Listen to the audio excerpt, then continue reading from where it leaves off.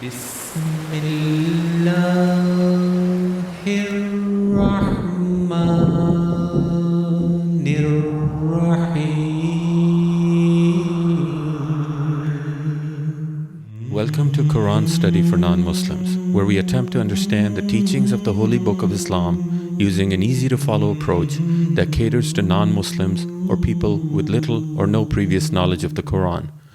So if you've been curious about Islam and the book that forms the basis of belief for over 1 billion people around the world, but never had the time to dig into it, you've come to the right place. Greetings of peace, everyone.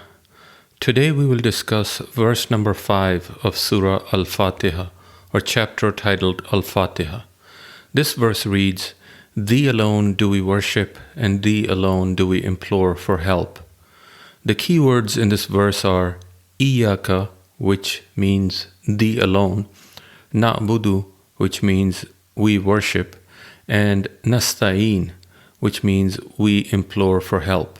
The basic meaning of this verse is that true worship can only be achieved when a human being is in a state of complete humility and submissiveness, and these characteristics must be born in the heart.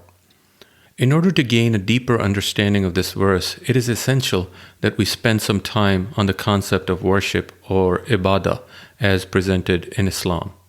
It should be noted that in Islam, ibadah does not merely mean performance of certain known acts of worship, for example, prayer, fasting, etc. It has a much wider significance. In fact, the Holy Prophet of Islam is reported to have said that any act performed in obedience to God's commands and to seek His pleasure is an act of ibadah, or worship. You may notice that the word worship has appeared before the word implore for help in this verse. The reason for this is that once a human being truly acknowledges the existence of God, his first impulse is to worship Him. Then he or she realizes that help is needed from God in order to perfect this worship. Therefore, human beings first must make up their mind to worship God and then seek help for carrying out this resolve.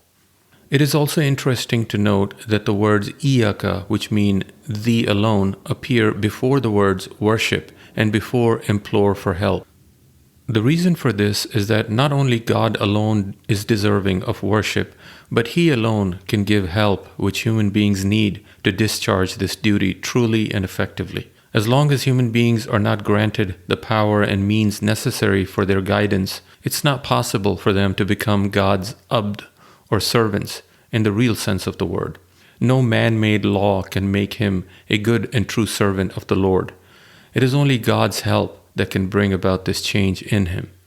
The next point to take note of is the manner in which the words Na'budu and Nasta'een, that is, we worship and we implore for help, respectively, have been used. They are in the plural form, and from this, we can come to two main conclusions. First, that human beings are not alone in this world, but are part and parcel of the society that surrounds them. They should therefore seek not to go alone, but to carry others also with them on the path of God. Second, that as long as a person does not reform his or her environment, their own reformation cannot make them immune from danger, for a house surrounded by others on fire cannot enjoy security for long. Thus, the use of the plural form points to a principle which is of vital importance for the moral, cultural, and spiritual uplift of Muslims, as well as for their success in missionary and other activities.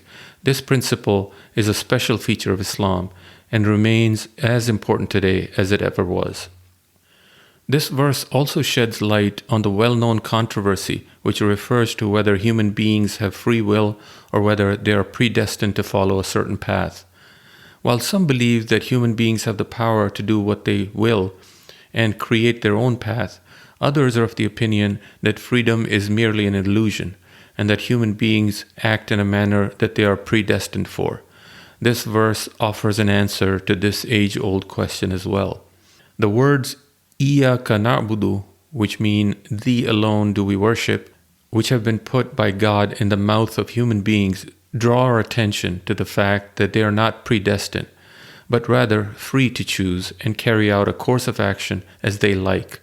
On the other hand, the words Iyaka nasta'in, which mean thee alone do we implore for help, remind us of the fact that though we have free will, we may yet suffer from constraints and compulsions of various kinds.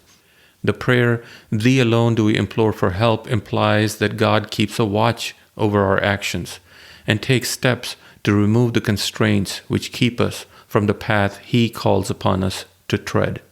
Islam repudiates the idea that man is not free. It is commonly seen that later in one's life, one often outgrows the atmosphere or ideas of their childhood and instead adopts a course of life quite different from the life that they would have lived if they had not outgrown those ideas. The last point to note about this verse is that while the first 4 verses of the chapter address God in the third person, this particular verse addresses God in the second person. A thoughtful contemplation of the divine attributes in the first 4 verses brings to mind of the worshipper such an attractive picture of the Creator that he feels irresistibly drawn towards Him. And this, coupled with the realization of His presence, makes him address his Lord and invoke His assistance in the supplicatory tone. The Quran is not a book of philosophy, but has been sent to bring about a change in the human beings and to open up to them avenues of spiritual progress. Therefore, its style is made to fit with the nature of human beings and with their innermost feelings. The contemplation of the 4 attributes creates in them such an irresistible longing for the Creator and such an intense desire to offer wholehearted devotion to Him that in order to satisfy the longing of the soul, the third person used in the first 4 verses changes to the second person in the 5th verse. All in all, the verse that we have looked at today has to do with the worship of God and seeking help from Him. This worship must be performed in a state of complete humility, and the word for worship that has been used, which is ibadah, also refers to an act that is done in obedience with God's command. It is also important to note that this verse points out that humans first have an impulse to fall in prostration and worship God before seeking help from Him to further perfect their own worship. Furthermore, the fact that this particular verse addresses God in the second person, while the previous verses have addressed Him in the third person, signifies that after humans contemplate the beautiful attributes of God that pertain to His perfection and mercy, they are inclined to address God directly and with complete submissiveness. Well, that is the end of today's episode. The sources of our content are the short and 5-volume commentaries published by Islam International Publications, references to both of which you can find in the show notes. Thank you and stay safe. Hope you enjoyed today's session and learned something new in the process. Remember, this content is available both in audio format as a podcast and in video format as a YouTube channel. In either case, just search for Quran Study for Non-Muslims.